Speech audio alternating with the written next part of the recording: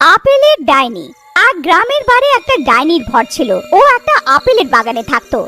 যে কেউ আপেলের বাগানে আসতো, ওই ডাইনি ওকে মেরে খেয়ে ফেলতো। যবে থেকে আমি বাগানে এসেছি, মজাই এসে গেল। যখন দেখো রোজ একটা মানুষ এসে যাচ্ছে। কিন্তু ডাইনির খুশি বেশি দিন ছিল না। শিগগিরই লোকেরা জেনে গেল যে ওই বাগানে কিছু গন্ডগোল আছে, আর এই বাগান থেকে ফল নেবা আর এই বাগানে যাবা ছেড়ে দেয়। আরে এটা কি হয়ে গেল? এখন তো লোকেরা আসাই বন্ধ হয়ে গেছে। এখন আমি কি খাবো? কিভাবে নিজের খিদে মেটাবো? তখনই ডাইনির নজর সামনে থাকা গাছে আপেলের উপরে পড়ে। মজা এসে গেল। এইটা তো আমার মাথায় এলো না।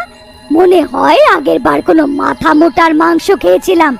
আরে লোকেরা আসতে পারবে না তো কি, আমি তো ওদের কাছে যেতে পারবো। এদিকে রাতে কালু আর পুত্তান দুজন মিলে আপেল কাটে, আর ওইদিকে ডাইনি ওই রাতে গ্রামে এসে যায় আর লুকিয়ে পুত্তানের বাড়ির জানলা দিয়ে দেখতে থাকে। আরে কল্লু, তাড়াতাড়ি কাট না। ওই আপেল বালি আর আপেল দেখে তো আমি সামলাতে পারছি না। ধৈর্য ধর আমার ভাই, কাটতে তো দে। তারপর দুজনে আপেল খেতে থাকে। ওইদিকে ডাইনি জানলা দিয়ে দেখে মনে মনে খুশি হচ্ছিল।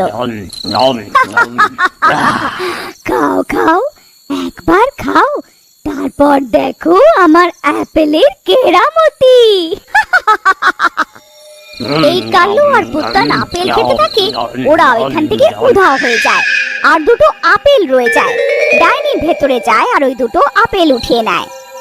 মজা এসে গেল, আমার উপায় তো কাজ করে গেল। আস্তে আস্তে আমি পুরো গ্রামকে শিকার বানিয়ে ফেলবো, সবাইকে খেয়ে ফেলবো।